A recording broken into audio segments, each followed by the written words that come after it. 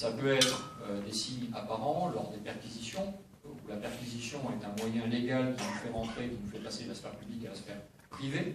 Et donc là, on voit un certain nombre de choses, parfois des appartements transformés en salles de prière, mais finalement, est-ce qu'un appartement démeublé, n'ayant pas de représentation humaine, est-ce que ça veut dire qu'il y a radicalisation? Ou est-ce que c'est tout simplement l'affirmation de la foi, une pratique de la foi qui ne dépassera pas la sphère privée? Donc encore une fois, le besoin de poser le curseur à un endroit précis.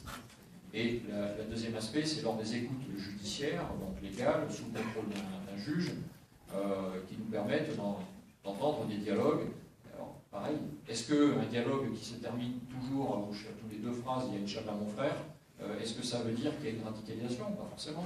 Il y a des effets de mode, il y a des effets de mimétisme, il y a des effets de parler jeune, et c'est pas pour ça, parce qu'il y a une expression qui, pour nous, peut-être aura une connotation religieuse, que c'est forcément quelque chose à connotation religieuse.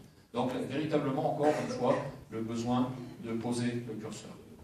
Donc, le premier défi, je résume très brièvement, c'est la détection de la radicalisation au travers du renseignement. Et le deuxième défi, c'est l'articulation entre ce renseignement qu'on pourrait obtenir et l'action judiciaire.